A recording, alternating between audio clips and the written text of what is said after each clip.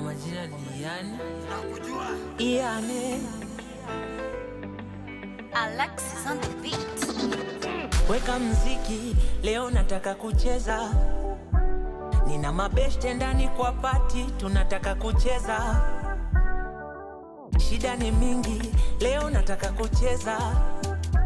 You know, we just wanna party and enjoy.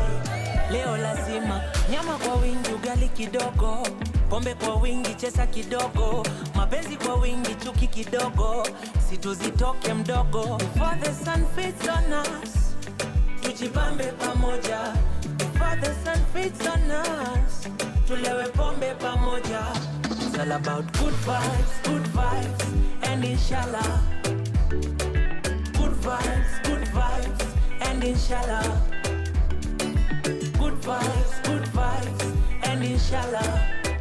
It's all about good vibes, and inshallah. Mabeshte ndani kwa gari, kila siku tunapare.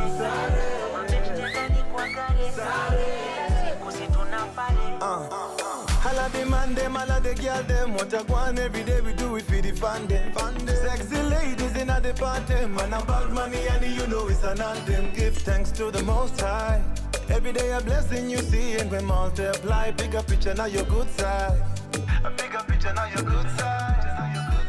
Jaba kwa wingi ngoi kidogo, usiogope choma foto. Pigia Cindy, pigia Jojo, na tunarudi soko. Cause I know you sacrifice, tujibambe pamoja. I know you sacrifice, situchome kimoja. It's all about good vibes, and inshallah. Good vibes, and inshallah. Good vibes, and inshallah. It's all about good vibes, and inshallah. Nina mabeshte ndani kwa gari, kila siku tunapare. Nina mabeshte ndani kwa gari, kila siku si tunapare. Nina mabeshte ndani kwa gari, kila siku tunapare. Nina mabeshte ndani kwa gari, kila siku tunapare. Good vibes, and inshallah. Good vibes, and inshallah. Good vibes, and inshallah. It's all about good vibes, and inshallah. Mabeshte ndani kwa gari, kila siku tunapare. Mabeshte ndani kwa gari, kila siku si tunapare.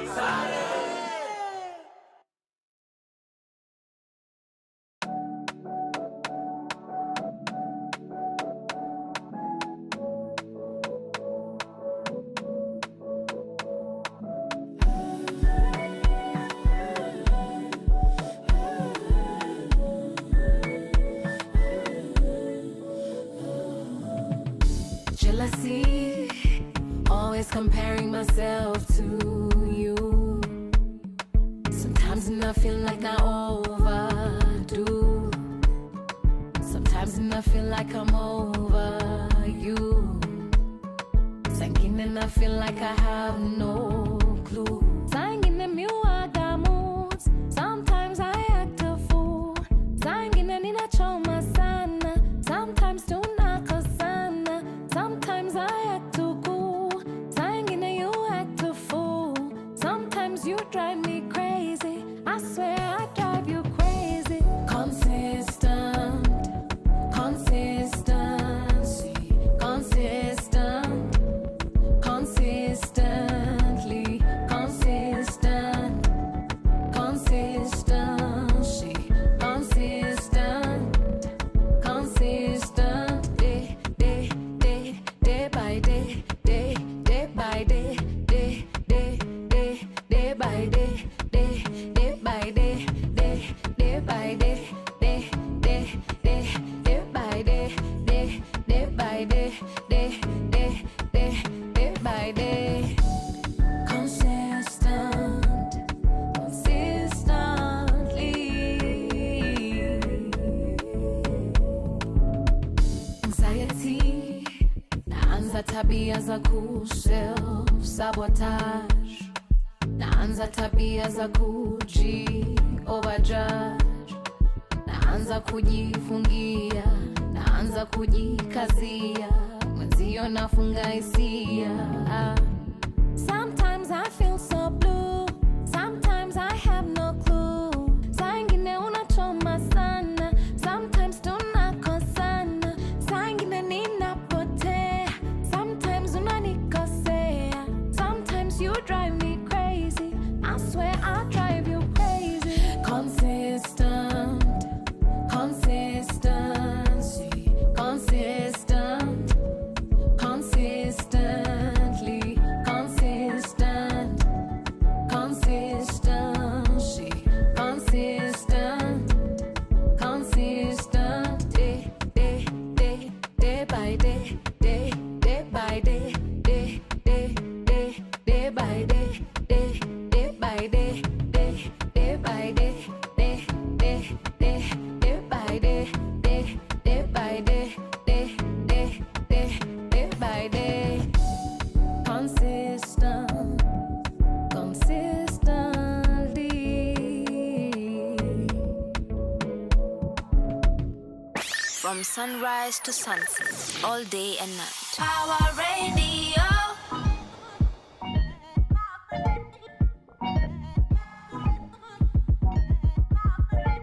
Wagwan Nairobi, y'all know what it is. We've got 5 mics on the track. We're about to tell you who's taking over. Yo, feel the heat when we come through Party Nation. Sexy people around me, Party Nation. All of them man, them looking so fly. Sexy girl, them wiggle and wine. On your feet, boogie and grind. MDQ, baby girl, one time. Hivi si ufanyaga, si ndio show si upataga, si kwenye flow uko ndo uwaga, shampemo mpaka tunamwaga. Remember ukuni matanga, boss lady mimi ndo semanga, na wapanga muda na wachanga, mko nje mkisota mkimangamanga. Me J's on my feet, inyaga, ride on the beat, tazama I'm a hot tip, black bottle on the right. I see evuzwa na mama, yeah, afuzwa na ulimwengu, wacha tupatane pataye, mbeleni mtatufahamu, hatutakoma hatuchoki, kuwapikia tu matamu, mazuri twakupa kama kawaida, twazidi kutisha, hiskwani ya bala. Yo, feel the heat when we come through Party Nation. Sexy people around me, Party Nation. All of them man, them looking so fly. Sexy girl, them wiggle and wine. On your feet, boogie and grind. Cabwe, let me hear you say.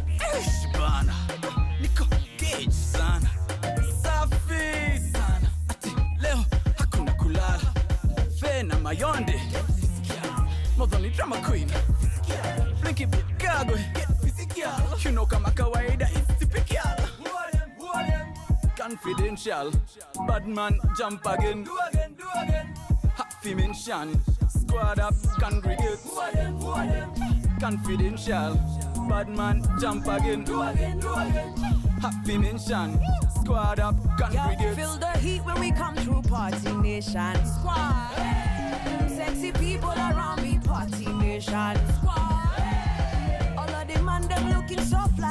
Sexy girl, them wiggle and wine. On your feet, boogie and grind. Blicky bill, on the beat one time, one time. Like it's on Billy. I'm really tryna make a milli, Any track I kill it, And the girls they feel it.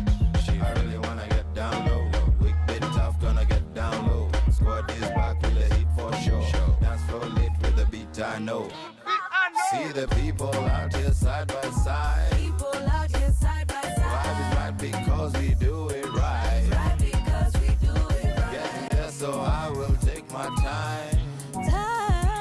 Never late cause this is Kenyan time. Okay. Now who taking over? Who's taking over?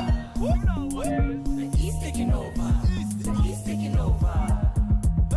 Nairobi taking over. Nairobi taking over.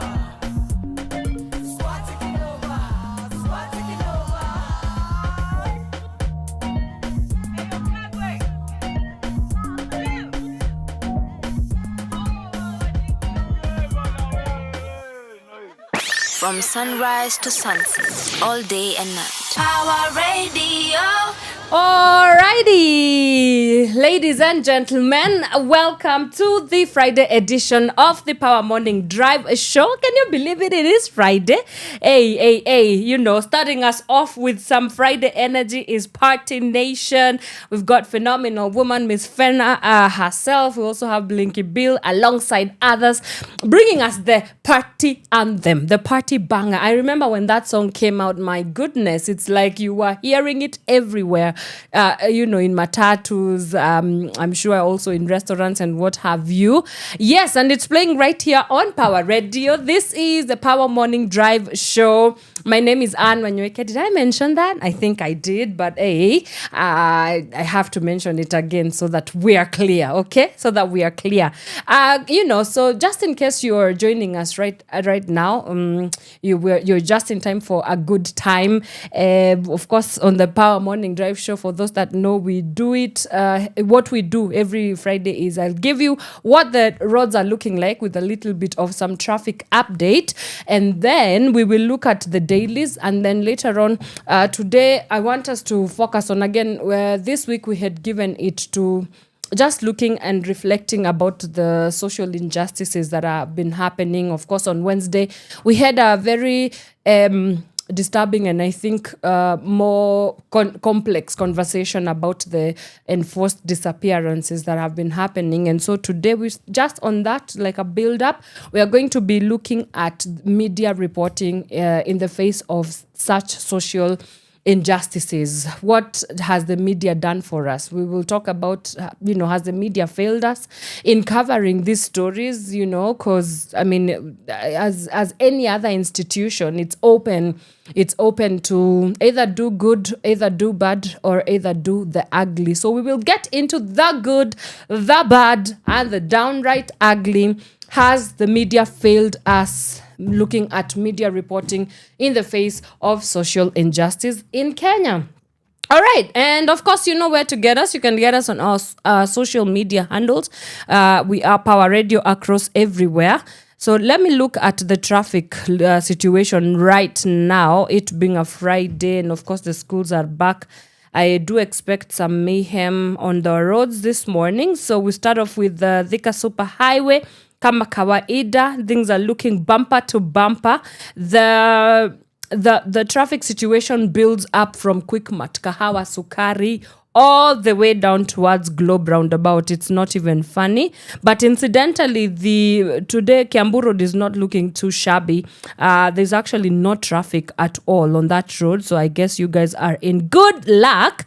Village Market, as you on your way along Limuru Road, is also not looking too bad. We only have just a little bit of a snarl up as you make your way towards the Muthaiga roundabout, which that's not too bad. Peponi Road, clear, all clear. I don't know what's happening on today's roads, but Lower Kabete Road from Zen Garden, as you make your way to, actually not Zen Garden, traffic starts building up from Spring Valley Police Station as you make your way towards Westgate Shopping Mall. But the Red Hill Link Road, all clear. James Gishuru Road, all clear. Wayaki Road, Wayaki Way, all clear. Nothing much to complain about. We also have Ngong Road, all clear. Nothing much to complain about. I think today things are looking very good, actually, I have to say. Mombasa Road is also all clear. Wow, this is good. This is good. I would expect it to be very bumper to bumper today, but I guess it's a Friday and nobody really cares to go into the office or something like that. But yeah, in case where you are, things are looking a little bit different, please do let us know. Again, the hashtag to use is hashtag Power Morning Drive. Let's get right into some music. When we get back, we look at what has been happening, including a very bleak shooting incident at inside Fikirini's car. Let's have that a little bit of chat once we get back. This is the Power Morning Drive Show. From sunrise to sunset, all day and night. Power Radio. Nimetoka mbali na machali na mamanzi hadi anidema if I'm today. And anything them I need for me come unconditionally. Love today, I give my all for them. Them are right for me all the way.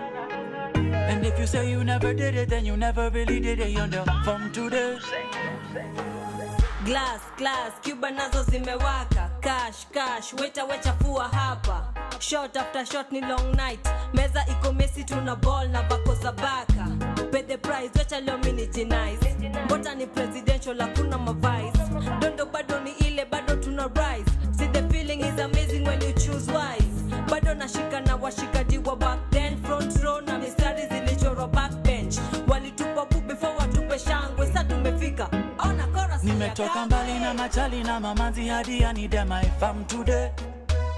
And anything them I need for me come unconditionally. Love today, I give my all for them. Them are right for me all the way. And if you say you never did it, then you never really did it. You know, from today, from today, from today, from today, you know, from today, from today, from today, from today, you know, from today.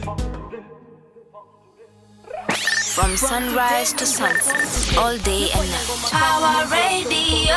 Kopendi ngoma zangu basi go away. Mushinda kama Red Bull nikifly. So nipate kwa nikibank madola. Mfuke pigi tizi jo inanona.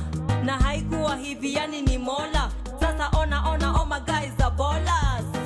Girl them, Leonie Nado. Show up tonight, do not delay that do. Man them, Leonie na phone. Pull up tonight, kuna mizinga waruru.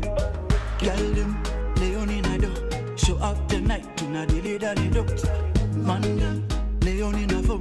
Pull up tonight, kuna mizinga waruru. From today, from today, from today, you know, from today, from today, from today, from today, you know, from today, from today, from today, from today, you know, from today, from today, from today, from today, you know, from today. Nimetoka mbali na machali na mamanzi hadi I need them I fam today. And anything them I need for me come unconditionally. Love today, I give my all for them. Them are right for me all the way. And if you say you never did it, then you never really did it. You know, from today.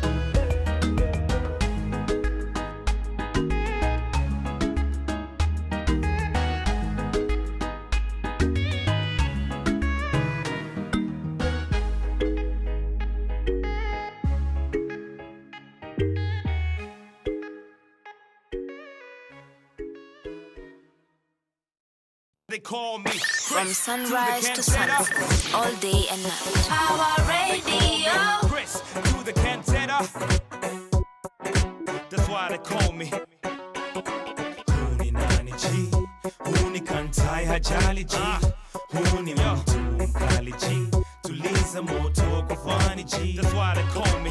Huni nani G, huni kantai hajali G, huni mtu mkali G. Tuliza moto kufani G. Yo, they say it's hard to compose a rhyme. I say you out of your mind or you full of lies. Then again, you could be the slow kind. I don't see how lyrics don't hypnotize. Why lie? The season has transformed. You got reason to be bored, so now you want more? I'ma serve you flavor that you can't afford. The bill about to get placed on your tempo. So don't even try to resist. Look at yourself bumping to the beat.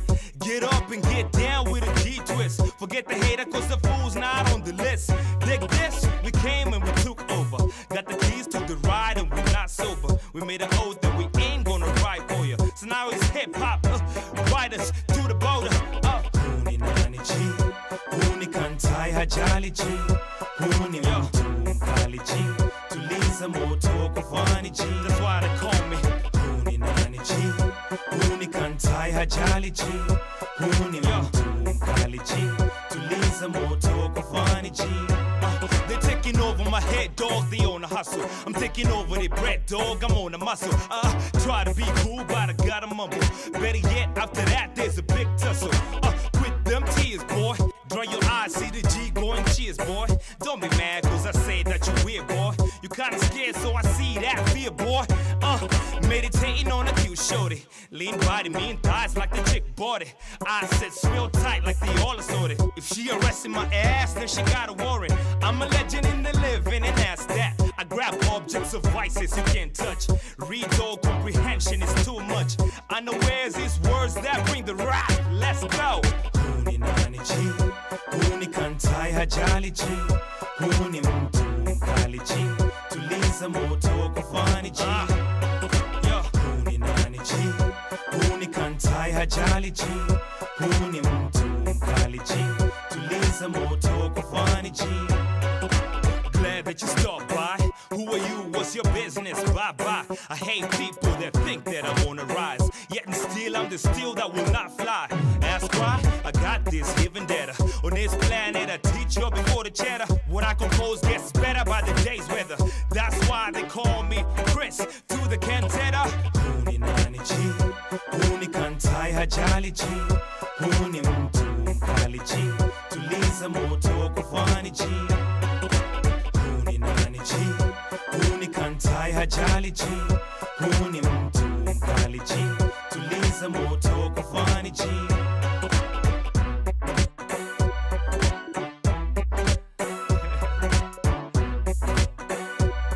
Yo, yo, yo, that's why they call me Chris through the cantata.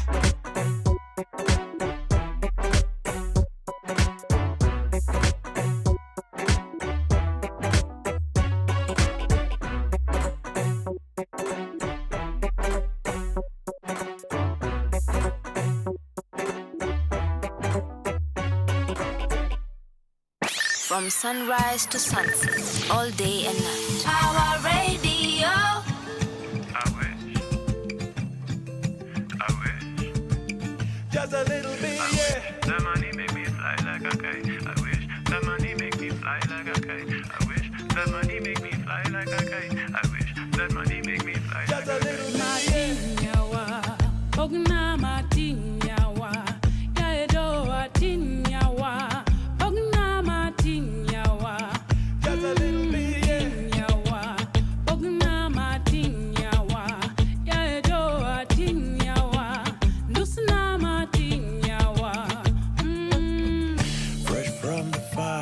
Like the sea, Bora Uhai, c'est la vie. All of these roads lead you to me. Make me spend all my money for peace and quiet mystery. Forbidden fruit is out of reach. I've got a hunch, a certainty. You make me spend all my money.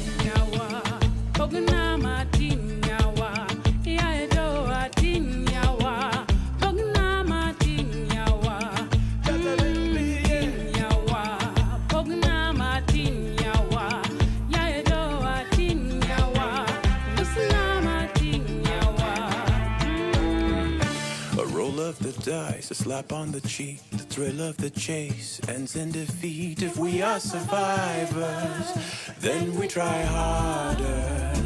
Most of my life I've been asleep. Who will I hold? Who will I keep? All of this talk is way too deep. I need to spend all my money.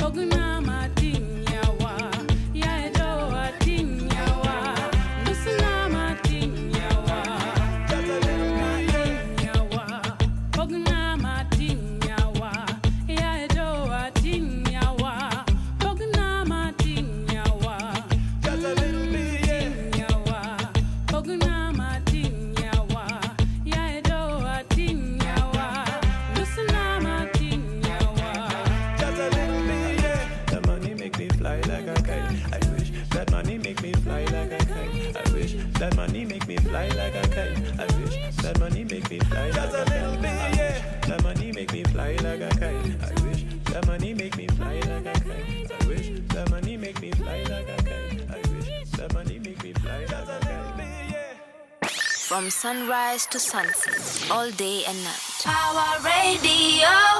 All right, welcome back, ladies and gentlemen. That is the one, the only Tetu Shani, and he is playing right here on Power Radio. This is the Power Morning Drive Show. We are, this is the 3rd of July, so happy new month, happy new month.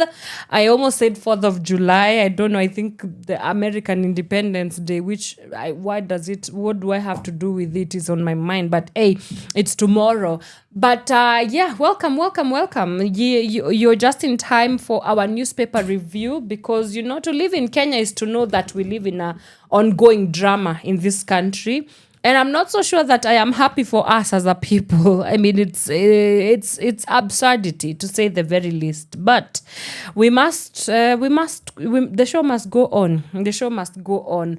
So, let's get into it. Let's look at what is happening. If actually, I don't think that is the right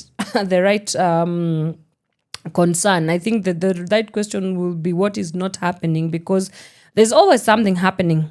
Now, the Standard newspaper, of course, with their very satirical, catchy phrases and titles today, the title of the cover story that they're leading with is Thoughtless, and you're gonna know in a bit why. Now, whereas the name Fikirini means think, whatever transpired in the vehicle of Principal Secretary Fikirini Jacobs, which is, Principal Secretary of Youth Affairs, Fikirini Jacobs, was anything but thoughtful. The fatal shooting inside the car has plunged the Youth Affairs Ministry into crisis, with Fikirini and mounting pressure to resign after recording a statement over the death of youth mobilizer Cecil Ouma. As investigators piece together the events that unfolded after a youth empowerment meeting in Kariokor, allegations of a cover-up, conflicting accounts, and forensic findings pointing to a close-range gunshot have intensified demands for accountability. Now, let me put you up to speed. So, Fikirini Jacobs, he's the principal secretary of the Youth Affairs Ministry. So that's that. Then Cecil Ouma, the late, was youth mobilizer. So some of the things that have happened since he was shot, he was allegedly shot in the car of Fikirini Jacobs is one, Youth Affairs Principal Secretary Fikirini Jacobs recorded a statement with the police, over what transpired at a youth empowerment event in Nairobi's Kariokor area. Then at least 7 other people, including 2 police officers and an official from the PS's office, have also recorded statements. Then investigators believe Ouma had helped mobilize youth to attend the event.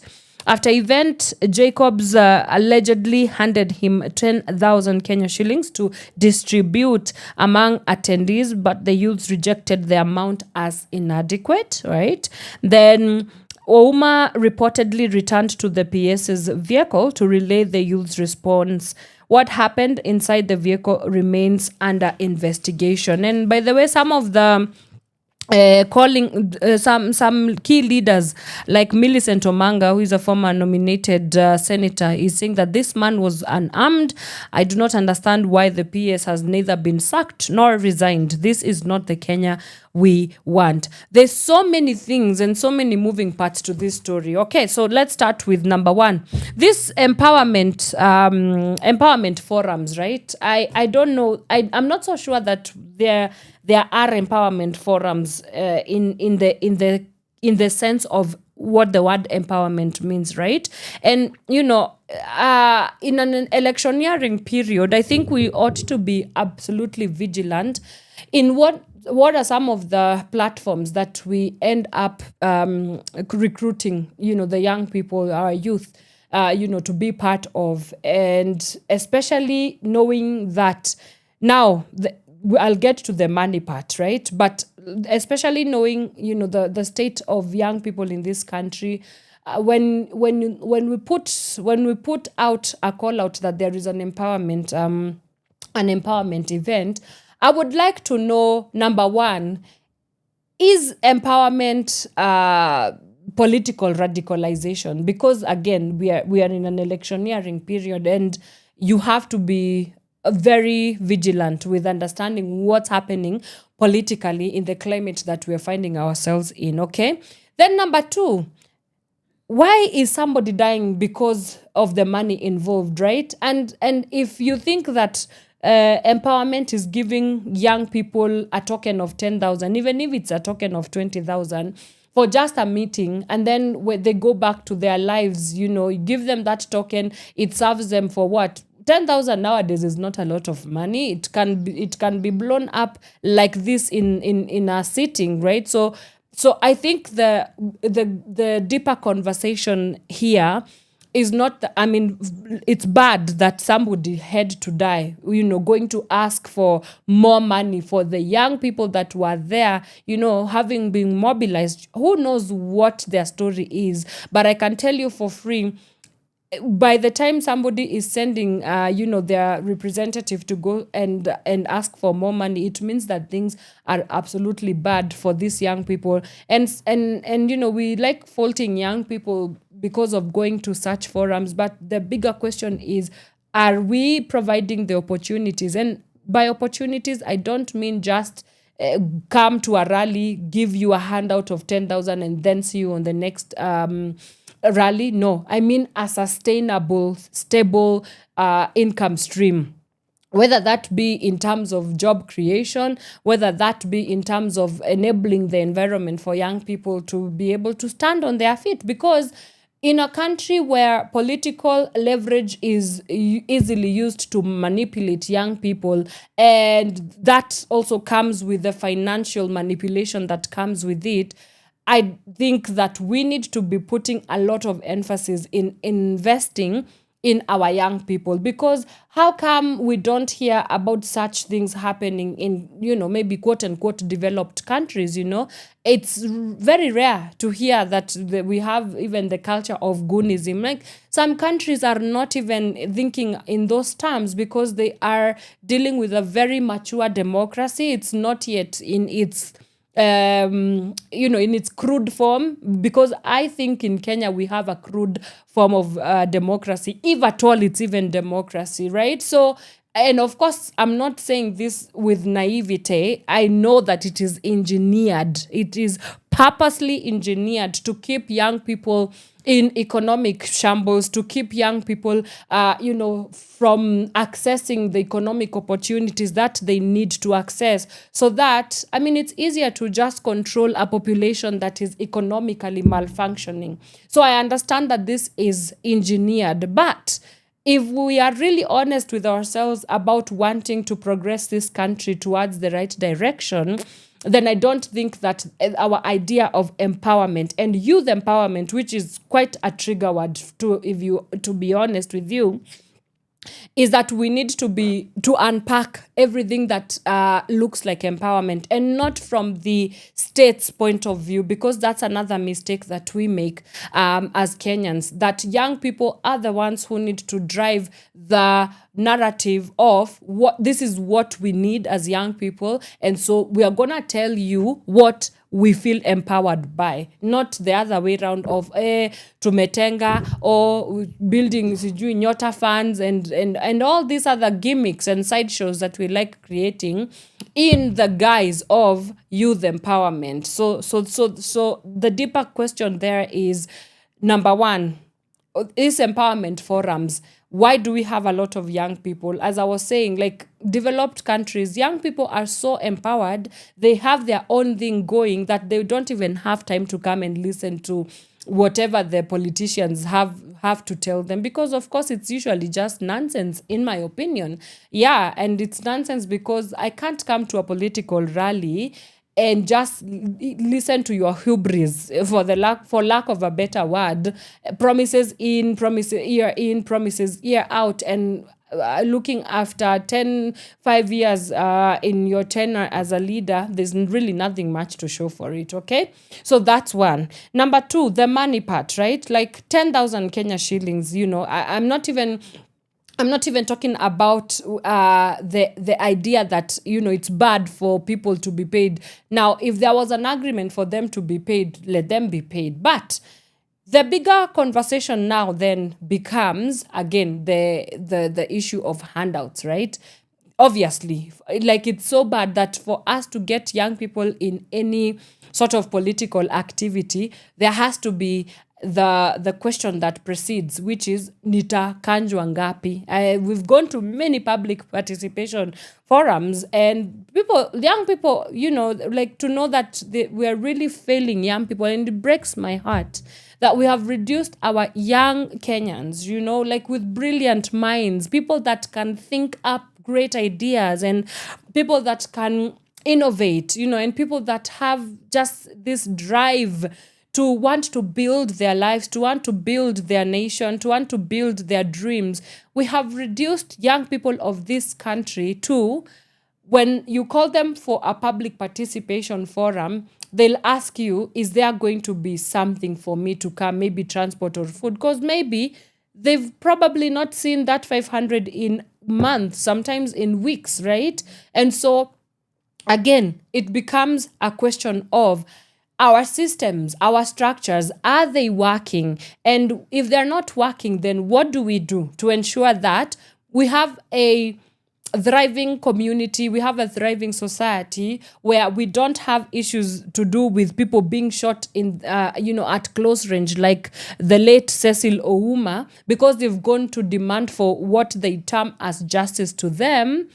And then, it's an issue of dignity as well, because by the time somebody is going into that car to demand that the young people wamesema hapana, sisi hatuendi mahali kama hatujakanjwa hizo pesa zenye tulikuwa tukanjwe, it means that there is something that is so undignifying about being Kenyan. And I've never understood the Kenyan psyche. Like, why do we treat the people that we have in this country the way that we treat them? You understand? So Cecil Ouma, unfortunately, I don't think this is the only, kind of story that happens. I told you, and I said it on record, with us approaching towards an electioneering period, I think that more of these stories are going to keep happening. And I'm not so sure that we have the preparedness that we need, in terms of like, which is the next point I was going to bring up, the accountability and justice, like navigating accountability and justice. What does that look like? Now, as Millicent Omanga has said, that she doesn't know why he's still holding public office, right? And, it's a question of, first of all, why are we surrounded by people who are trigger happy? That you, allegedly it's the bodyguard of Fikirini that, that was able, allegedly, we don't know, the investigations are still going on. But just assuming, like, all factors remaining constant, yeah? If you are a public holder, or if you're a holder of public office, an office to serve people, to serve the wider public like that, then it means that you should be a man of stature, and the people that surround you should be people of stature and good character and great judgment, and, be able to experience things like patience and self-control, and just people that understand the magnitude of something as serious as carrying a gun around. Now, of course, we never know all the sides of the story. Maybe it was a security threat, because you never know what Cecil Ouma went into that car to say. Maybe there was a threat. Maybe there was like, mkikataa kutulipa, we will deal with you. We never know. We never know. But again, the honest is on you. It's incumbent on you to sound like those lawyers who, are usually in those Kizimbani areas, that if you are a holder of a public office, everybody around you as well represents the nation. They represent the state. And something as thoughtless and as, just lacking good judgment, it's a very senseless thing to just be trigger happy and shoot somebody. Yet you know what the flare up is that is going to come after this. You know what it means. You know what exactly this will mean for the sake of what the picture or the image that this brings. So there's a question there about now accountability. So is it enough if, for example, Fikirini resigned, right? Does that solve the problem? Because the bigger problem is a man was shot dead. He's not going to come back to life, right? Given that he steps down, what will happen after he steps down? What becomes the story of seeking justice for Cecil Ouma's family, right? What becomes the story of seeking out justice? Or are we going to see the same cycles that keep happening where because people are in power, it means that there is some sort of immunity that they have. And so impunity becomes the order of the day, because once you are in a certain position of power, it means that you're somehow above the law. And so that now we enter into the next layer of that conversation, accountability and justice. What does that look like? I'm not so sure that we have necessarily a blueprint, because even our judicial systems, to be honest, like we've seen, the system is rigged, as we like to say. So even our judicial system is not necessarily going to help us in any way. Yeah, and it's a problem. It's a big problem. So I think we need to look for alternative justice systems, to be honest with you, right? And I'm not so sure that setting, like him resigning is going to solve any problem, because again, the issue, and I think for us in Kenya, we like thinking that issues are individual based or issues are case by case based. This is not, Fikirini Jacobs is not doing that, or again, allegedly. I don't want to get into lawsuits, but allegedly, right? He's not a standalone idea. It's a symptom of a system that enables impunity, right? A system that enables injustice, a system that enables injustice, especially among those that are in power, because they know that they are going to be protected. And so today it could be Fikirini, tomorrow it might be somebody else, X, Y, and Z. So our problem is really not individual based. It is systemic and structural. And if we do not figure out a way to weed out all these systemic and structural problems, then I do not know that we have so much going on for us as well. So yeah, so that's what is happening so far. Again, I will say, let us see how this goes. But, by saying, let us see how this goes, it always feels as if, like, who are we lying to?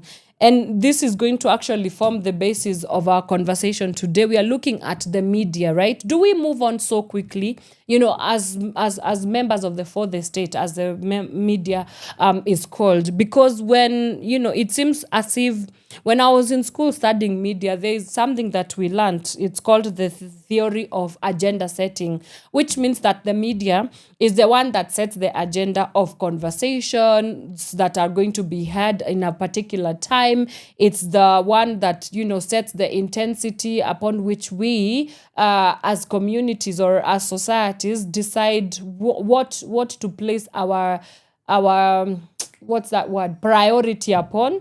And so it becomes a little bit of a complicated conversation to have if the seriousness of the matters that we are having to grapple with in society are as curated as news headlines.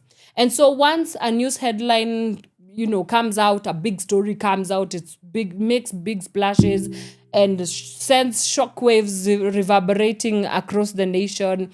Then in 3 days, the next headline comes in. And so we continuously find ourselves being news cycles instead of, this is a very human interest story that has happened. Somebody's life has been lost. how do we ensure that we sustain this conversation beyond the news cycle? And so that is the conversation that I want us to get into today.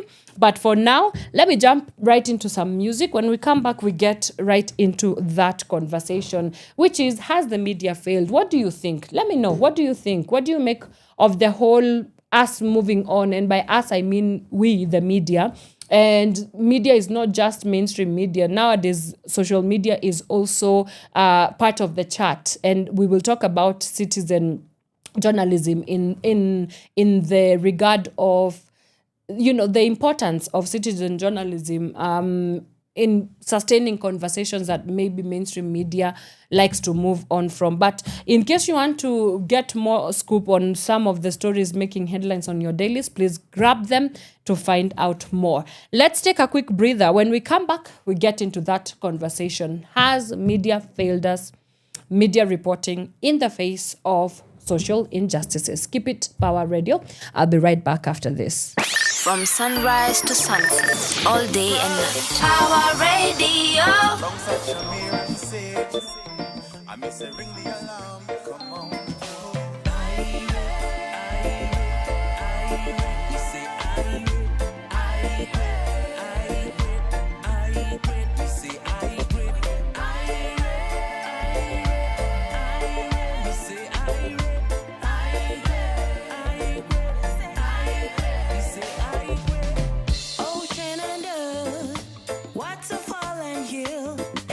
Tingling, dancing within me. I'm on another level. I'm feeling like a rebel. Love will not lose today, and not on my watch. Yeah.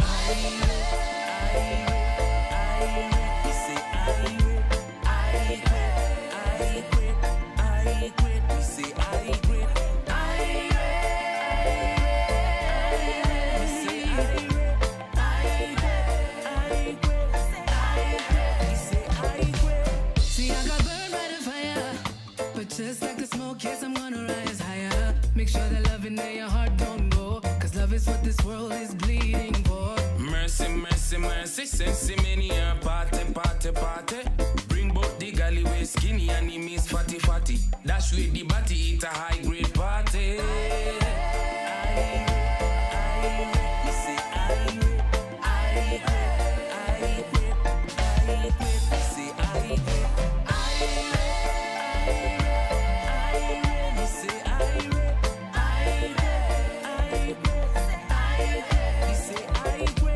So sip your liquor down slow, and if you like it, you can take it down low. You know, I never take life too serious.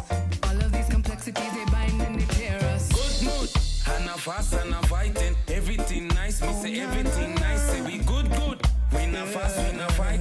Everything nice, every day we alright. So make we link up, full up your cup and make we drink up.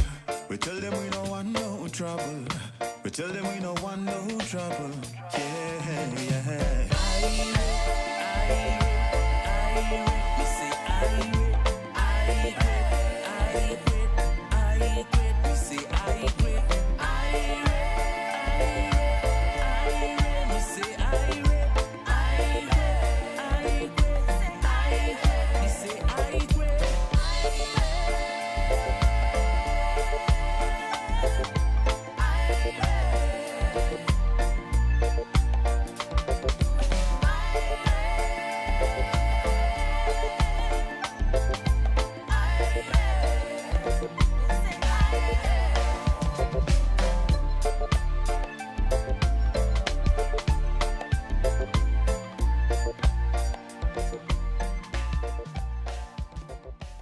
From sunrise to sunset, all day and night. Pawa Radio.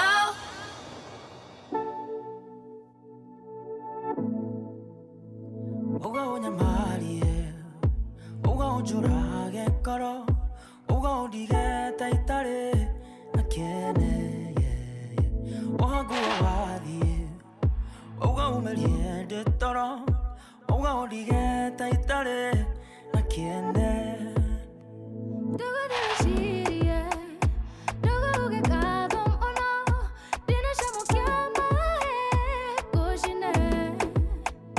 Don't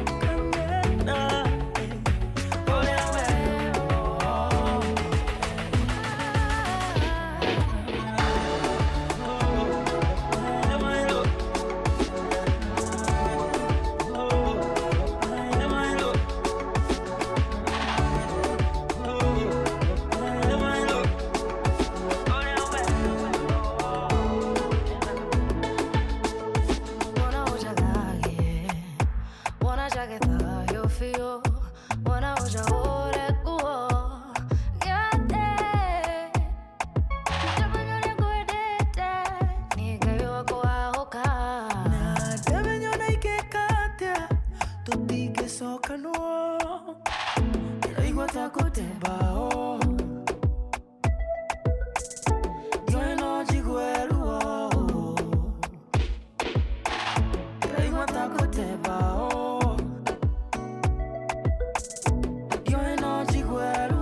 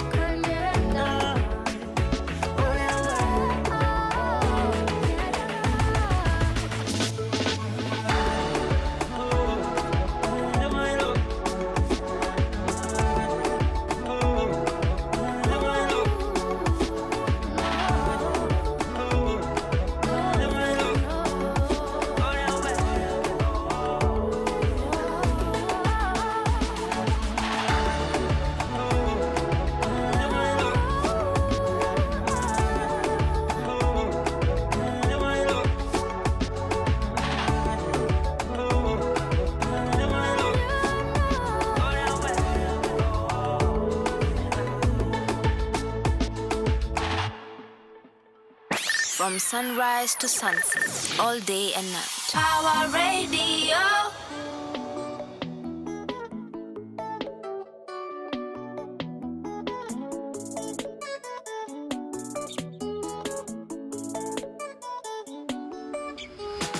Hello, niggas blowing up my phone. Usini hala kama huna phone. Mnani choke, mnani kabako. Hello, Nyiri betinde why you dogi mawadwaro. Werigi jogi gidwa promises of life. Werigi jogi do machindia online. Vijana wa Nairobi msini lete ufala. Ndio manami huishingi hatungepatana. Ukinikata mara moja wezi nitamalaya. And you're telling everybody that this Gucci's on fire. OnlyFans, penye imefika na fungua OnlyFans. Kauna nipenda tuma fare in advance. Penye imefika no romance with no finance. OnlyFans, yeah, yeah, OnlyFans. Penye imefika na fungua OnlyFans. Kauna nipenda tuma fare in advance. Penye imefika no romance with no finance. OnlyFans, yeah, yeah.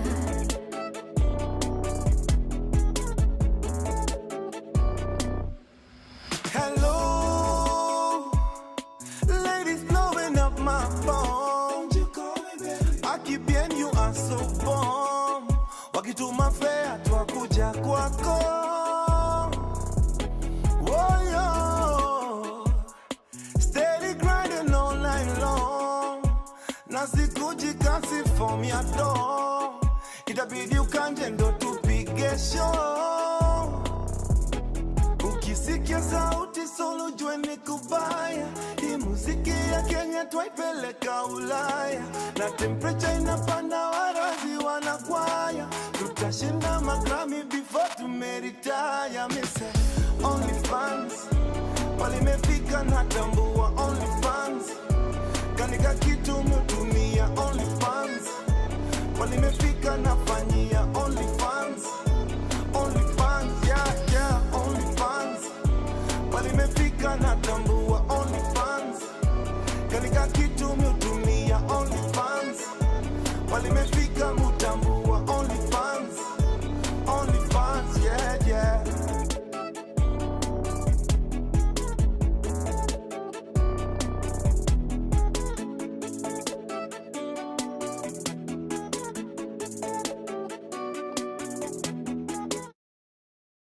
From sunrise to sunset, all day and night. Power Radio.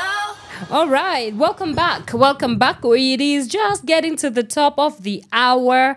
Just some 3 minutes to 9 a.m. in the East African time zone. Yeah, so you're just in time for our conversation this morning. This is Power Radio, and you are tuning into the Power Morning Drive Show with me, and Wanyoike. Again, you know where you can get us. You can get us on our social media handles. We are Power Radio on Facebook, Instagram, TikTok, Twitter, YouTube, and our website, www.power254.org/Power Radio. All right? Now that that's out of the way, let's get into it. Right? So I've been thinking, you know, when couples want to have a conversation and then they start being like, so I've been thinking, you always know it's either a very, very good thing or a very, very bad thing. But hey, so media, right? I've been thinking about, for example, what has been happening in our country, especially in the wake of a lot of political and social injustices, right? And like on Wednesday, we were able to have a conversation about the enforced disappearances that have been happening in this country. And, you know, after that conversation, it really got me thinking, if we exist in a society where we talk about the building of our public institutions and we talk about either the trust or the mistrust of these institutions, then it means that there ought to be a heightened responsibility over all our institutions in the country. And the media being one of the very key institutions, it's actually very important that it's called the fourth estate. Of course, after the three estates, which are the National Assembly, the executive, and the judiciary, then we have the media, which comes in fourth, right? And, I keep saying that societies become the stories that they hear, they tell themselves, or they speak about themselves. And because media is one of the channels and platforms that we get to really see who we are as a people, it's important to have a conversation about what the role of the media is, what it has been, and what it should be in terms of either upholding political, social, and economic justice, talk about restoring law in a country. We talk about holding either the government or our public institutions accountable. And we also talk about the importance of, just treading in narratives that matter as a Kenyan people, right? And so I want us to talk about how has the media performed, yeah? And this is just, from research here and there, but majorly could be subjective because, of course, with everybody, I tend to be more focused on some bits of media reporting than others. So if you find this to be a little bit subjective, please bear with me. It's just my observation of what has been happening, right? So the first thing I think we ought to ask ourselves is, what is the role of media in our society, okay? What is the role of media in peddling narratives, whether they be narratives that build up or narratives that do not build up? And then, is the media merely reporting events, or does it have a responsibility to shape public accountability, all right? And then we also have to ask ourselves, when injustices occur, whose voices are amplified and whose voices are ignored, okay? So we'll start with, because I started by premising that we will look at the good, we will look at the bad, and we will definitely look at what can be done in the media in terms of prepping us up and being better. The media fronting up newer innovative ways of ensuring that we are covering and giving coverage to the stories of especially human interest stories, because these are the ones that are predominantly the ones that, when in the wake of social injustice, you do tend to find that it's people at the heart of some of these happenings. For example, the enforced disappearances, we also have extrajudicial killings, we also have femicide. So we will look at how has the media performed in reporting these things, right? So let's start with the good, yeah?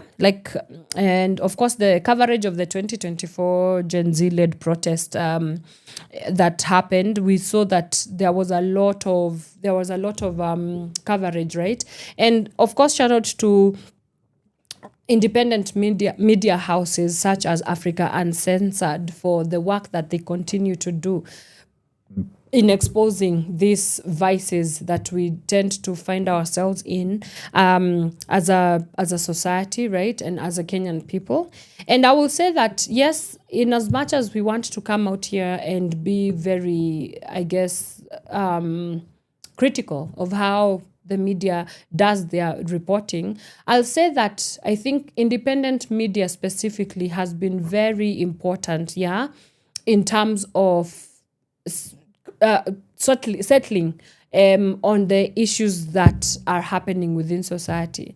And I think I'll give an example with, for example, the Standard newspaper. I was seeing a TikTok video some days ago, and it was of this lady who was doing a video looking at all the headlines that the Standard newspaper has been able to compile since the Gen Z protests of 2024. And what the excitement of that video was that they felt that, finally, we have a bold newspaper that is not fearing to speak truth to power. And, of course, they've come under fire many times for being a little bit, more sensational about some of the headlines. But it looks as if it's working, right? It looks as if it's working because there's a sense that now we finally have a paper that is willing to literally bend the rules of the newsroom and go beyond the headline, right? Go where most people are afraid of going. And of course, with mainstream media, you have to understand that first it's a business, and so some of the stories that you get to see or those that you do not get to see, it's very much dictated by the profit-making machine that media is. We have advertisers. And because media largely depends on advertising for its sustainability, economic and commercial sustainability, there are some advertisers who might come and say, because of this story, please, I don't want to necessarily be associated with this, or don't show, we've had stories of advertisers withdrawing, right, from certain media houses because of the certain maybe news stories that they have pieced together, or because of the priority points that they decide to report on. And of course, this affects a lot about some of the stories that we get to hear out in the public, right? So yeah, in as much as the media is indeed responsible for ensuring that the stories that are getting out there are free, they are fair, they are just, they are holding the government accountable or any public institution accountable. On the other hand, it's also important to understand that sometimes their hands are very much tied, okay, because of this commercial sustainability aspect. And then, of course, comes in the conversation about media ownership, right? So, like in Kenya, we know for sure that the government holds a big stake in some of these media houses, right? Like KBC. KBC is a national broadcaster. It's not the place where you can get an investigative story about maybe outing government corruption stories, or outing a corruption misdemeanor or something like that, right? And it's a big problem, right? Because we talk about ethics in media, right? And some of the things that we need to be very aware of also is that in the code of conduct of media and in the ethics that are enshrined within the code of ethics of media, is that media is supposed to be very independent. independent of government control, right? Independent of state control. I think that's the right word to use it. To use in this context. Media is also supposed to be independent of, I guess the word is coercing, because again, if you are supposed to be objective and be truthful and yours is to give us the facts, then it means that no particular voice should be in your ears and plainly laying it out there. Because remember, we live in a very delicate century, the 21st century. We have issues to do with misinformation right now, okay? And that's a big one, okay? And when you, again, remember the conversation is about social injustice or social justice. And some of the barriers towards this peddling narratives that are not biased, that are truthful, that are objective, misinformation from the media can be a barrier towards reaching the goal that we're trying to reach or arrive at, because of the continued maybe manipulation of the information that is being passed out. We also have the issue of malinformation, and we've seen many times. So what happens is, within the code of conduct, if, for example, a media house prints out some wrong information, it is upon themselves to come back and apologize for that wrong information. Because realize that we are talking about mass media here, that any information that can circulate, it gets to a lot of people. And you know what a lie can do. If a lie has been told about you within even a small group of 5 people, now on a grander scale, when a whole nation is having to contemplate and grapple with a statement that is serious, and sometimes a statement that is, very misinforming as well, right? So there's that correction bit of it. So to make it clear. So now when you think about all those factors, it becomes very, I guess, I think vigilance is the word, right? That have we seen the media being vigilant sometimes when reporting these cases? I'm not so sure that I can 100% say for sure that it is, because even going back to that conversation about how the media moves on, it's like we as a people, like even Kenyan people, it's so sad that we've been so programmed that whatever is worth discussing is only worth discussing because the media has created that agenda that needs to be discussed. And so if it does not show up in the wider media space, then it means that it's not as important to be discussed. That's why I was talking about the agenda setting theory, which means that the media plays a very key role in what is being discussed at a particular time.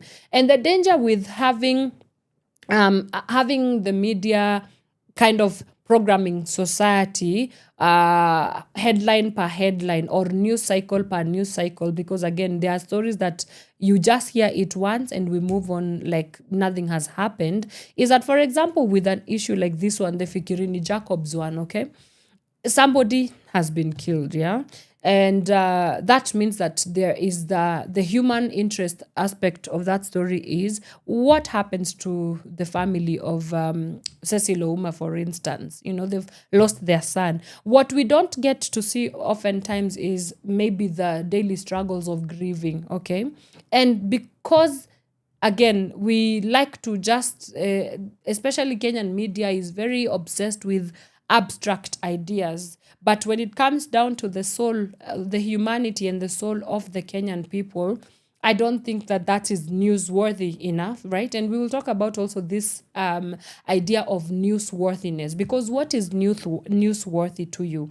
What is newsworthy? Is an opening a public road more important than, for example, the 63 who've been abducted, or maybe the Davis Lichuma case right now? We've not had any statement from him or his family, and he's dealing with something very, very, something that is very heavy right now, after being enforcefully disappeared, and then now he just appears, and then we only get to see a small footage of his videos and no statement whatsoever, and then we've moved on, right? We've moved on from that to, for example, this road that is raising eyebrows. So you understand, so there's that thing about Kenyan media, or just I think media in general, where it's like newsworthiness can only last a particular span, and then we move on to the next newsworthy item, and then we move on to the next newsworthy item. And so what you end up finding is that cases are not well reported. You find that we are underreporting the cases that needed to be reported on. It means that there is a dismissal, right, of the seriousness of some of the issues that need to be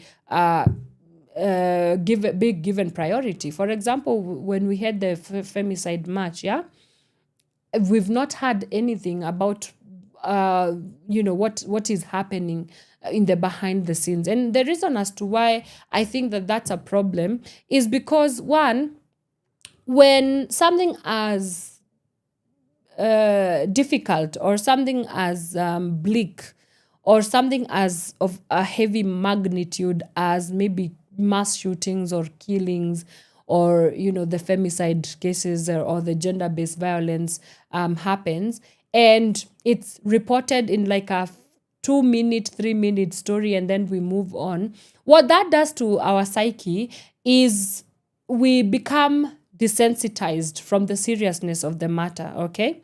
And when you become more desensitized and when you become more normalized to these issues happening, then what tends to happen, because the human mind can only accommodate so much, you start becoming numb, right? And that is the danger of Kenyan programming, especially with our mainstream media reporting, especially when it comes to human interest stories, which, again, the conversation is about social justice, right?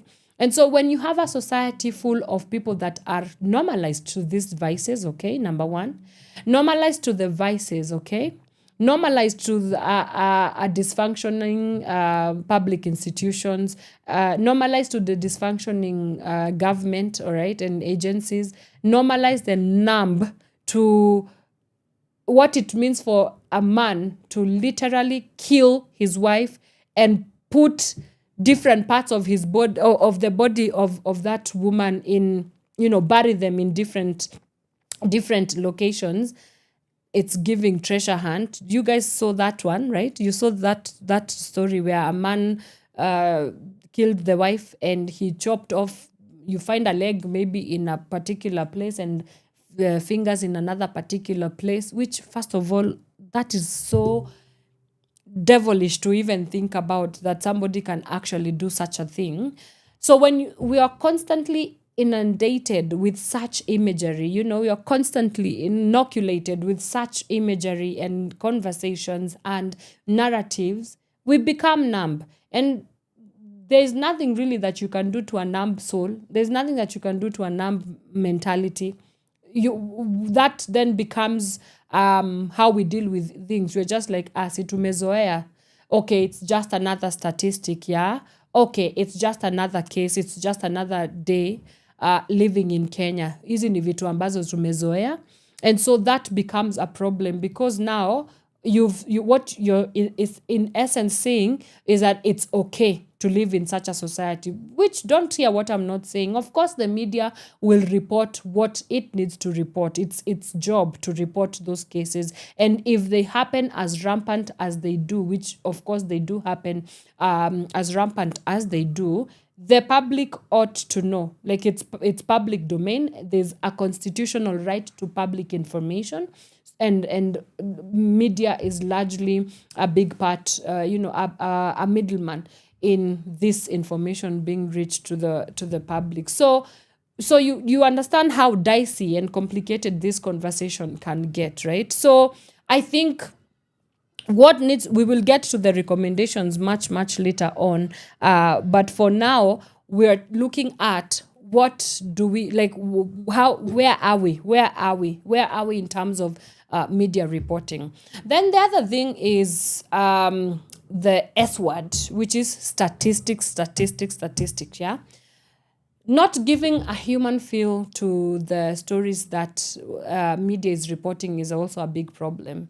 I know we are trained as journalists, will tell you for them it's facts come first, okay?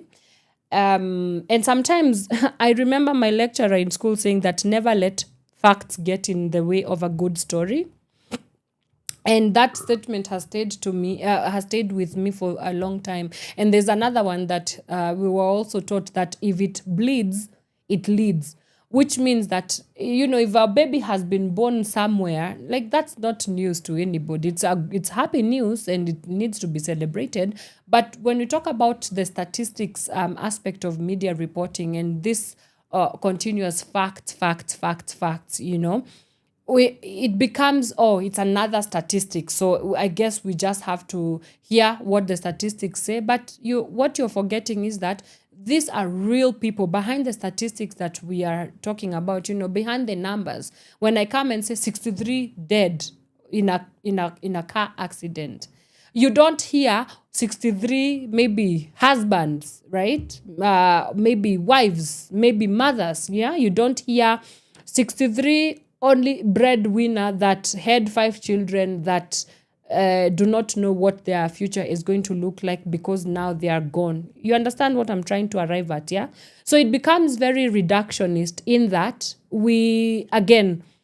it's like we like objectifying the objects of our stories instead of them being human, instead of them being human interest. And I'm talking about human interest because who is at the brunt of social injustices when they happen.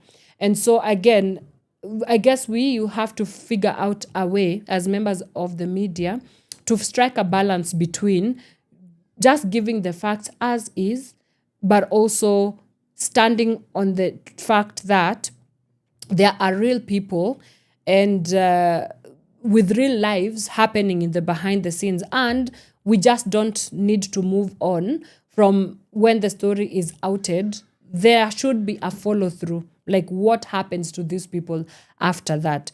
Let me take a quick breather. When we come back, we continue with this conversation. Keep it Power Radio. From sunrise to sunset, all day and night. Power Radio.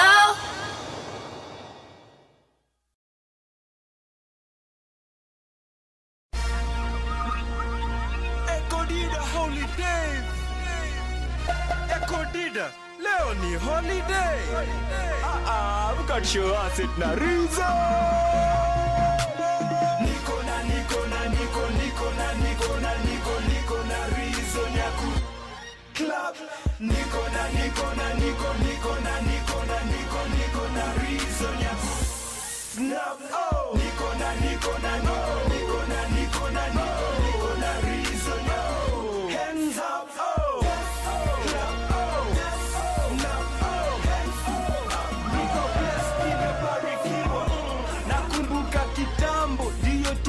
soda labda pare Christmas tukule mchele dodo labda hare Krishna, lakini sai neza kula chenye na wishman. Nikitaka naweza kula mchele na kichwa ya fish. Hakuna kitu ngumu kwa Jesus, anaweza kutuona, he can see us. Kama liokoa wanaume 10K, anaweza koa wanaume TMK na TOK. Waseme it's okay, devil nitoke, anaweza koa hata mwana fe awe mtoto wetu o mwana we fue in Christ. Ambie devil bado nipo kwanza, sioi before nibadilishe people Mwanza. Niko na Rizzo nyaku club. Niko na Rizzo nyaku snap. Oh, Niko na Rizzo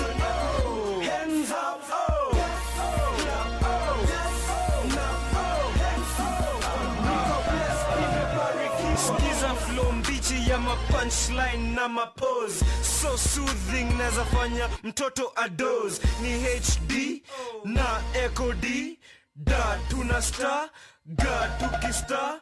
Niko na reason ya kusmile ka wako. I woke up na meno bado ziko. Niko na reason ya kubounce na swagger. Ziki come zimekam, I guess I wezi feature. I chose hip-hop, they said I was crazy. Now they singing my songs like karaoke. Nilijua kuna God wa ajabu. My underdogs wanna shine ka ababu. Na mwamba ameshuka, nimebarikiwa, nimeonekaniwa. Africa stand up, rise and shine. This is 2009. Niko na reason ya ku club. Niko na reason ya ku snap. Oh, niko na reason ya ku hands up. Oh, clap. Oh, snap. Oh, hands up. Niko blessed, nimebarikiwa. HD na Echo D, HD na Echo D, expose ENT. Snap. Oh, niko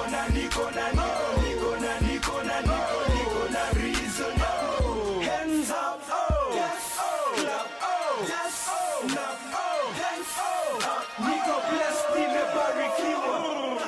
From sunrise to sunset, all day and night. Power Radio.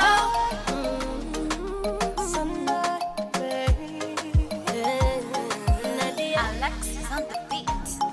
Wewe nani unanipigia simu kama nani? Eti niachane mume wako nani? Unajua Nadia kweli mimi nani? We ni nani unampigia simu kama nani? Hata utoe vya ndani atarudi hapa kwangu tu nyumbani. Anapenda vidogodogo mwenzako anavimumunya. Mwanamke unapenda zogo, tafuta jambo hilo la kufanya. Oh, ni wangu huyo, nasema ni wangu. Oh, ni wangu, kubali yaishe, ni wangu. Oh, ni wangu huyo, nasema ni wangu. Oh, ni wangu, mwisho yataisha, ni wangu. Hivyo vimeseji na kuficha simu havinishtui. Atachoka nawe, wengine aende, yule hakagui. Kelele ya chura haizui ng'ombe kunywa maji.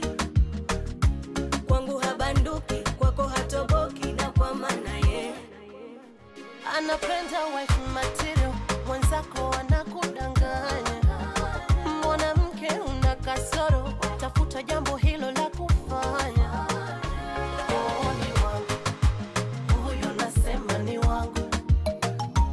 Oh, ni wangu, mwisho yataisha, ni wangu. oh, ni wangu huyo, nasema ni wangu. Oh, ni wangu, kubali yaishe, ni wangu. Mi sitakoma, koma. Mi sitakoma, koma, mama. Ntakukomboa, komboa. Ntakukomboa, msichana we. Oh, ni wangu huyo, nasema ni wangu. Oh, ni wangu, mwisho yataisha, ni wangu. Oh, ni wangu huyo, nasema ni wangu. Oh, ni wangu, kubali yaishe, ni wangu. Oh, ni wangu huyo, nasema ni wangu. Oh, ni wangu, mwisho yataisha, ni wangu. Oh, ni wangu huyo, nasema ni wangu. Oh, ni wangu, kubali yaishe, ni wangu. From sunrise to sunset, all day and night. Pawa Radio.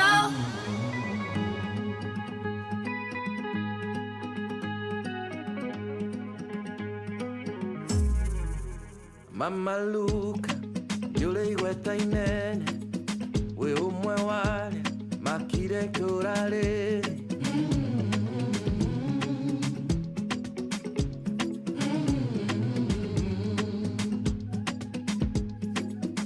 Mukehana, mahoa mehakaine, mukerutolora, uko marimaine.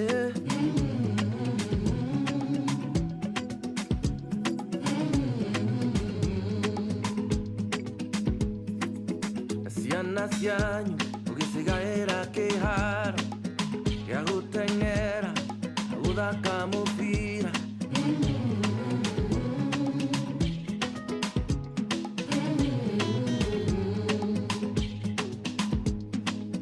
Newadekirwo, wera wa thirikari, bururi mwethe, waihurite mieke.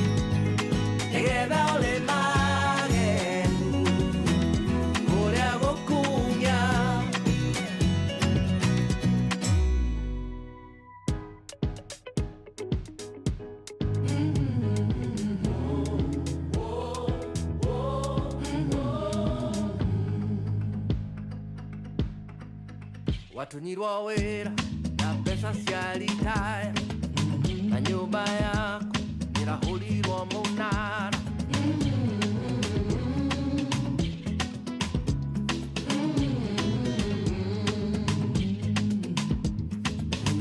Nyohoro wakiha muno, kono gicururi isa ciakuro thingo-inĩ.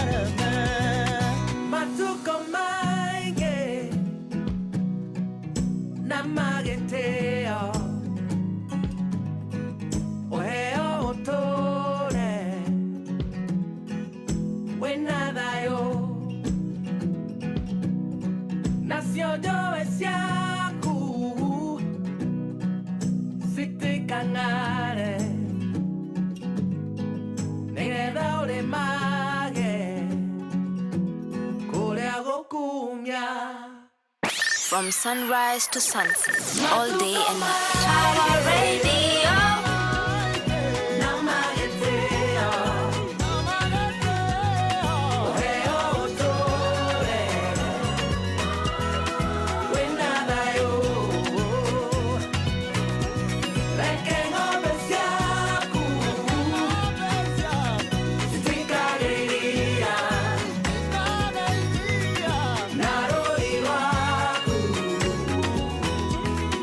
Roll that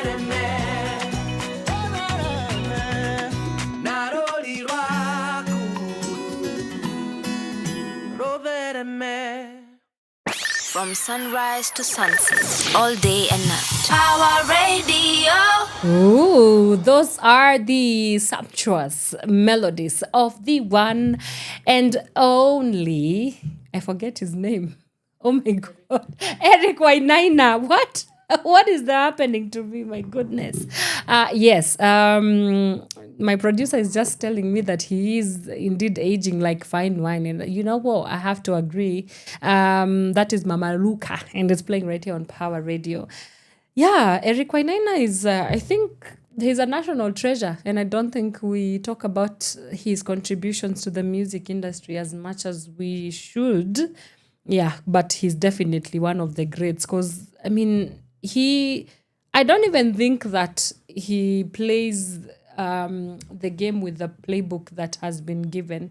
Because his sound is super unique, right? I feel like he's a blueprint in his own right. But yeah, enough about Eric Wainaina. It's playing right here on Power Radio. This is the Power Morning Drive Show. Still in conversation, or we're still trying to figure out media reporting in the face of social injustice. Do we move along?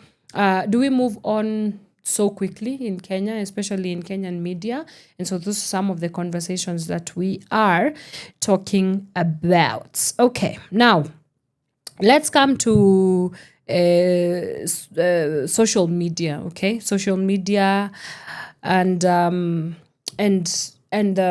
role that it has to play in this I guess ecosystem, because now the conversation definitely has moved on from just mainstream media. Right now we talk about the news before the news.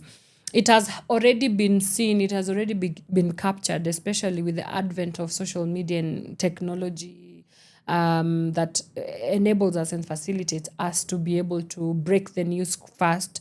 So then that also I guess further complicates or maybe simplifies, because you know, when you talk about social media, what social media has been able to do is that it has democratized news. Okay, it has democratized the ownership of narrative and stories that get out, right, in the public. And so, you know, like in their raw form and sometimes in their crude form.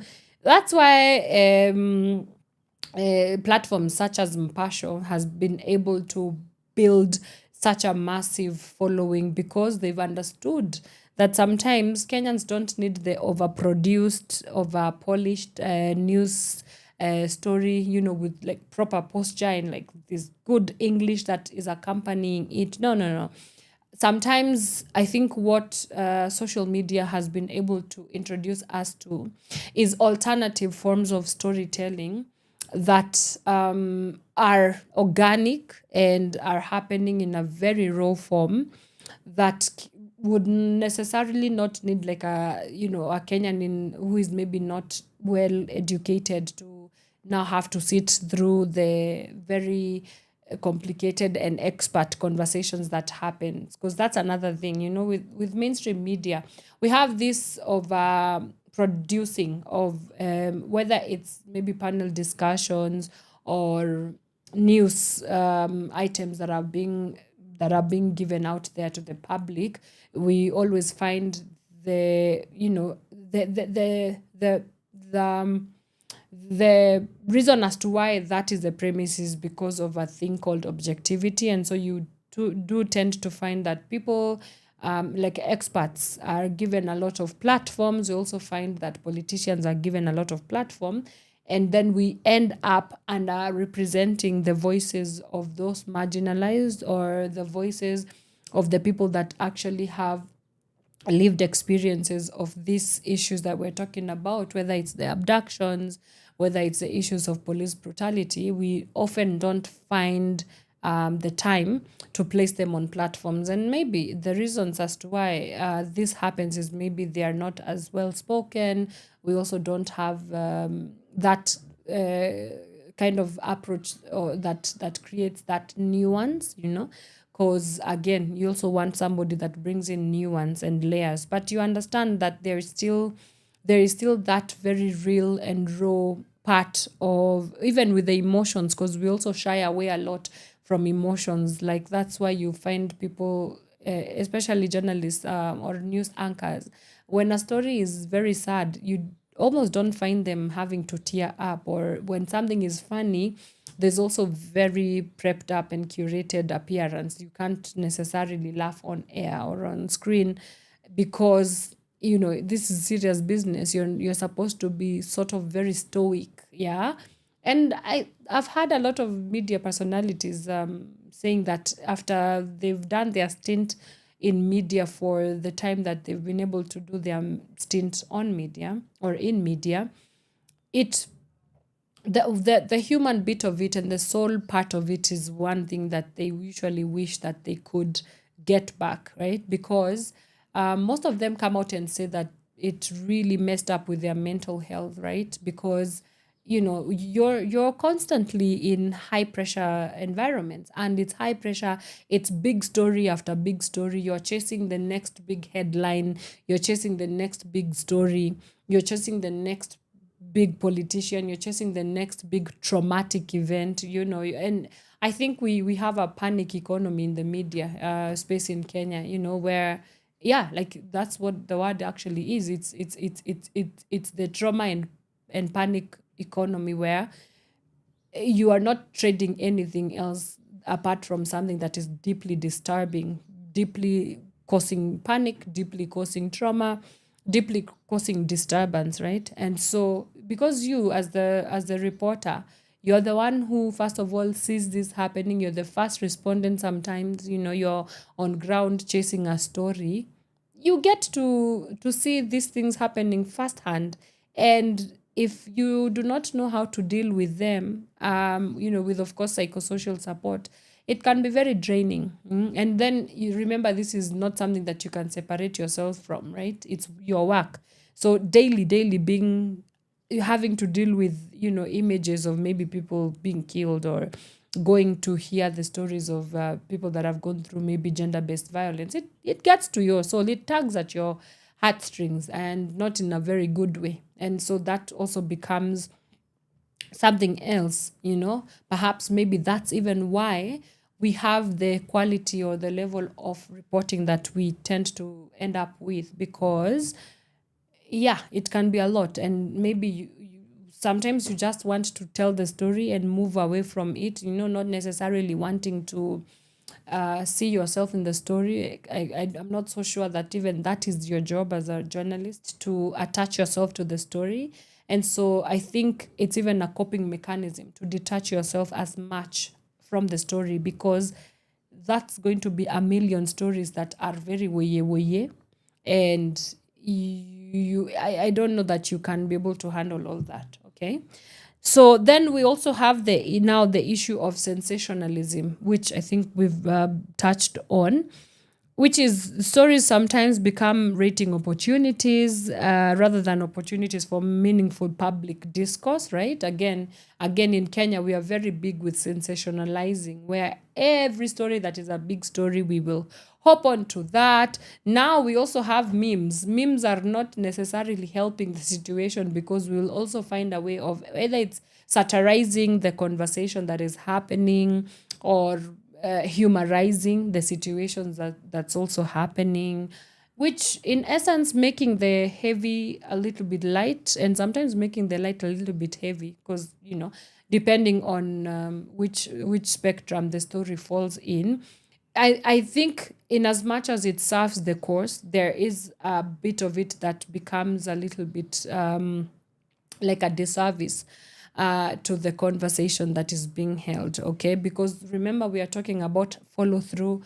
We are talking about social justice here. And social justice, at the heart of social justice, is really the humanity has to be centered. The people that are being affected by these vices that we are talking about, either it be abductions or GBV or femicide or whatever it is, extrajudicial killings, we have to come to a point where we stop being overtly, I think, obsessed by sensationalizing human stories. And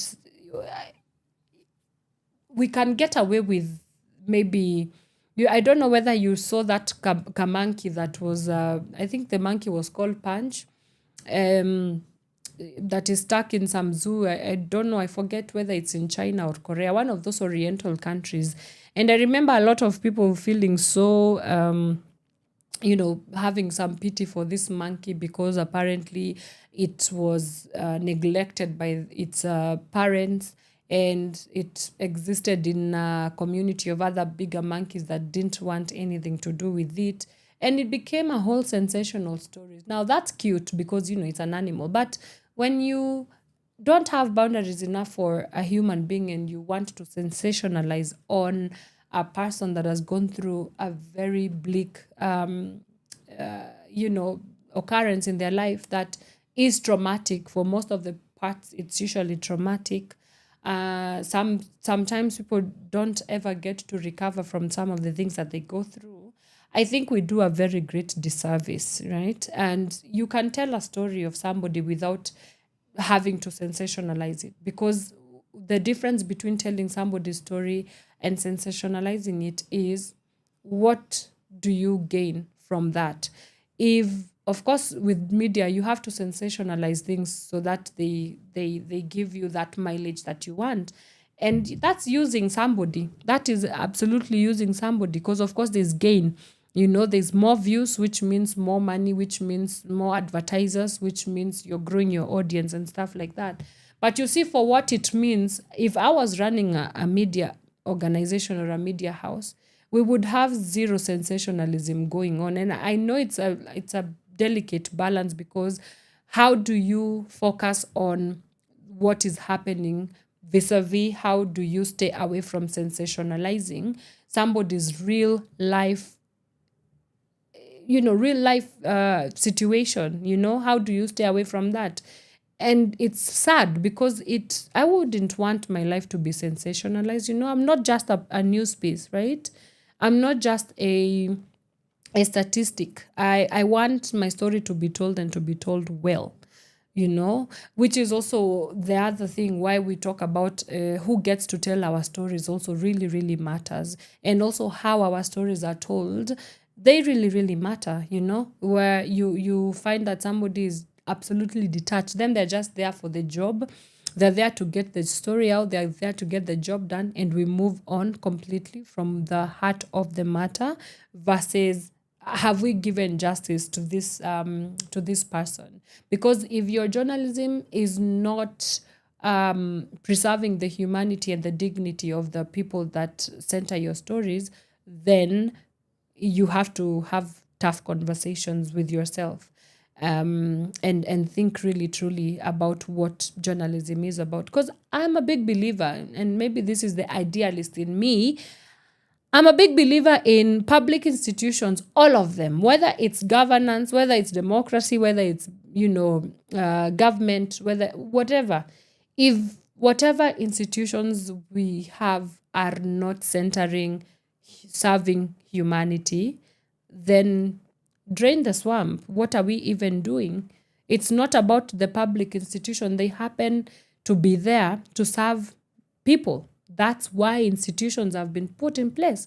So that's why media has been put in place. And of course, again, not to be naive, studying the history of how media houses came to be, it would be so naive of me to come here and sound like, very happy-go-lucky. We know that the state media has existed as a propaganda tool first, because states across history needed a channel and a platform for them to be able to control the masses with the conversations and information that is very skewed and also very curated from the point of view of the state. And so you find that that's even how that's how most media houses actually came to be. Like, they were built upon the premise of, how do we control these masses, right? So it was mostly, even when you study the history of like VOK, how it came to be is that it was just an announcement, like a what do you call those announcement? Like it was an announcement center where you just it was there to give an announcement of what the government is doing and get people excited about their governments, and not really a place where the public interest is necessarily centered, or a place where, like social accountability is necessarily fostered. And in as much as we would like to think that we have made strides from the legacy media, which is that's what it's called, legacy, the legacy of these media houses, in as much as we want to think that we have moved on from that announcer kind of media relations, or where we get to know what the government is doing and what we get to know about what politician has done what and in which county, we haven't necessarily moved so much away from that mode of practice. And I'll tell you the reason as to why is that, again, coming back to issues to do with editorial independence and autonomy, right?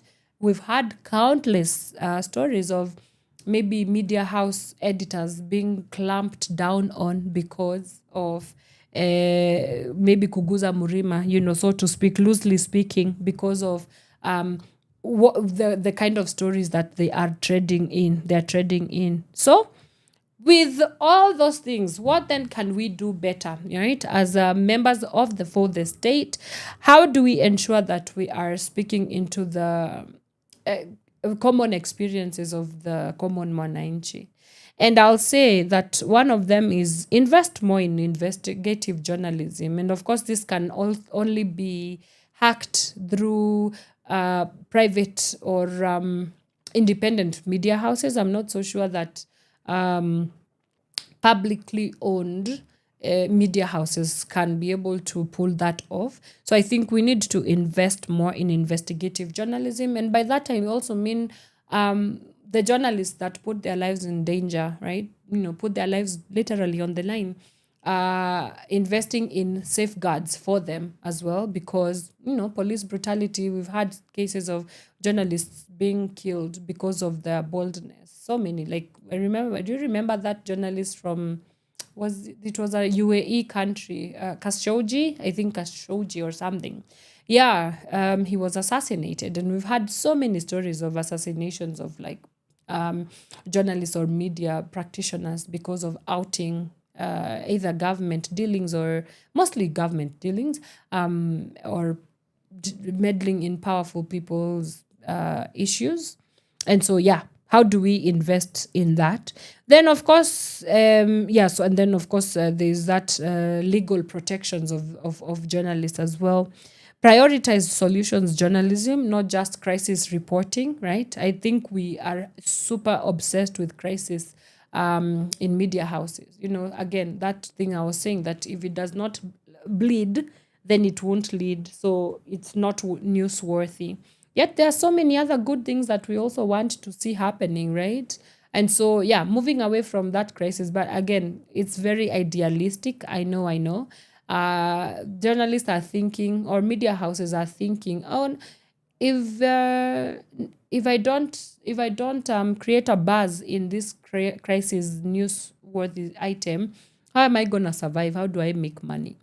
But do you know there's somebody there I was seeing, I don't know which country, but one of this European country, and he's created a whole business in media only for happy things. Like that's his entire personality. He makes money out of making happy stories newsworthy. And that's very innovative. And I liked that. It was highlighted in one of these media conferences that happened globally. So that was cool to see. And then, of course, there's a big elephant in the room, which is increased fact-checking and verification mechanisms.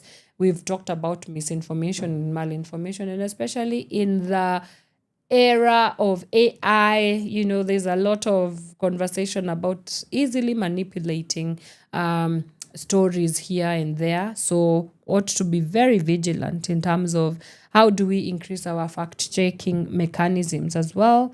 Then give more airtime to affected communities, not only politicians and experts. I think this one me just really drives me up the wall, because why are we not centering the people that have been literally affected by this that we are talking about? So if femicide only gets to be heard from the lens of maybe a gender lawyer, all we will end up having is having a conversation that is very intellectual and technical with all this jargon and terms, but we'll never get to hear the experience of maybe a woman that has gone through maybe a gender-based violence case, like a sexual assault case. Here, sit with the discomfort of seeing her cry, see her tear up, sit with that discomfort. Yes, so that we know that, oh yeah, this is a real issue, not because a lawyer somewhere has made up, and nothing against lawyers, we need them in society, but it's not a serious issue because somebody can come to expertise the conversation. No, it's serious because it has happened. It is a real experience that somebody carries sometimes for the rest of their life, and that ought to be given the airtime that it deserves. And then, honestly, if you are to ask me, I wouldn't want any more politicians on our screens, to be honest with you. Like, this gig is tired. The gig is up. The gig has been up. In fact, me, if I was president, okay, you will only see politicians coming on media to give us a scorecard of what they've been able to achieve, literally. So we are talking about maybe one appearance in the 5-year term that we've given them these tenors to do their work. That's what it would go down to. I wouldn't want to have another fiesta of just knee-jerk reactions and people fighting and politicking and just spewing political rhetoric that does not help us in any other way.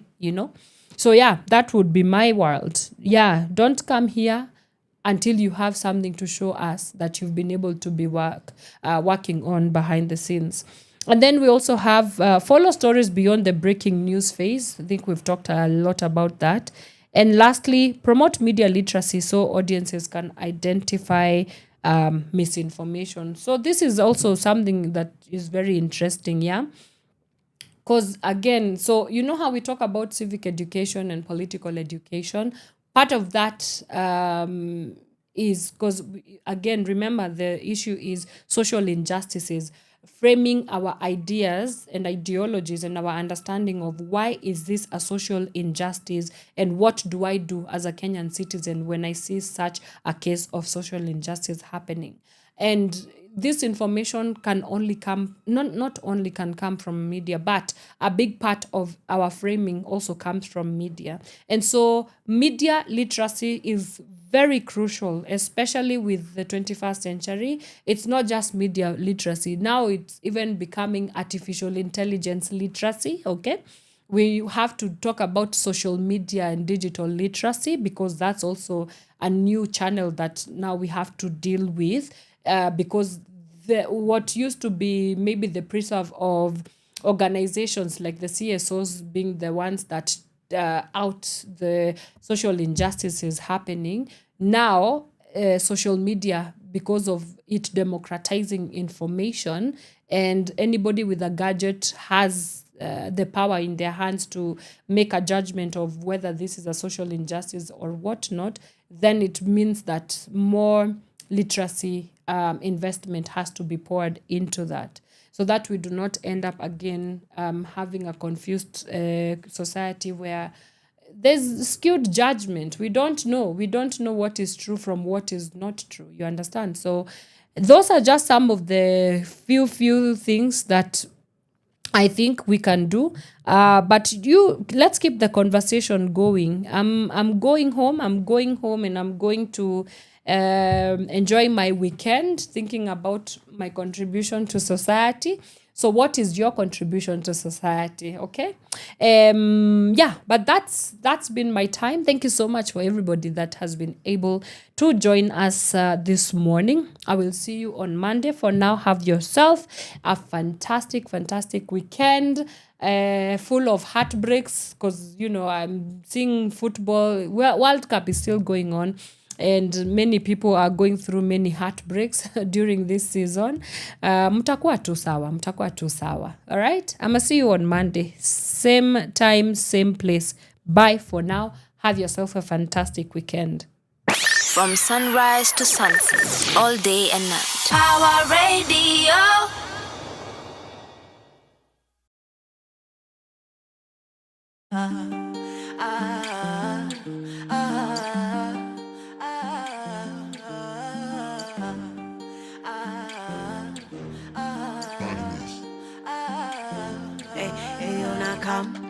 Niko na visa, niko kwa simu na nasikia bashi meshika. Je, kuna madem, kuna maniga, maodine wamekuja kuchachisha.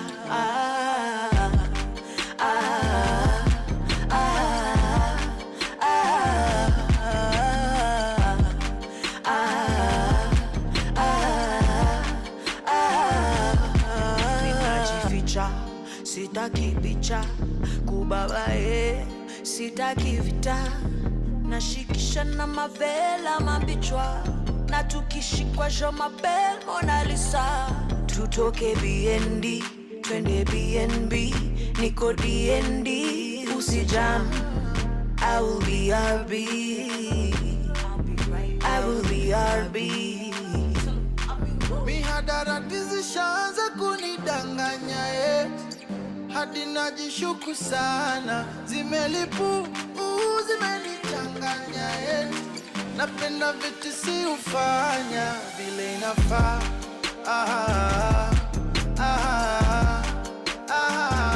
Erobog na matin.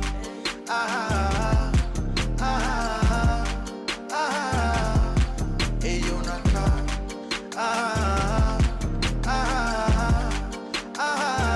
Erobog na matin.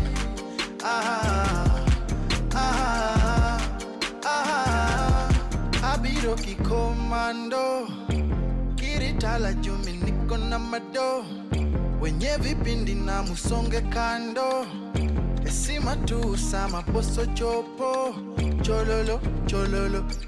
Nobody can party like we do. Wamoke girumba kokwara we blues, kinena kalingi kipani ya sim. Meditation yaka bed ni soya design bololo, anebo che bololo. So please no, okadwa jo machendo oh bololo, anebo che bololo.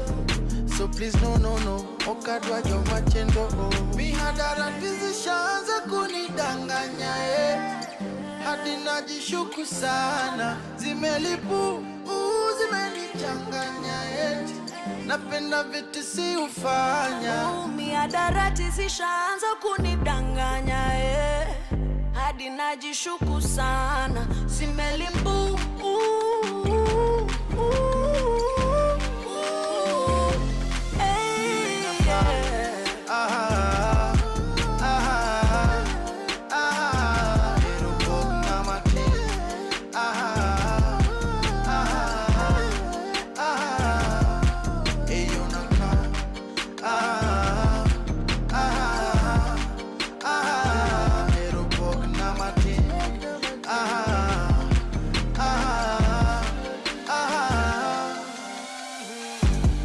Maximus Ogna Martin, hey, and the na Hodong, yeah, Hodong, BNB, Nico DND, Mutoto ya Pamela. I'll be right back. Tell him I'll be woo. From sunrise to sunset.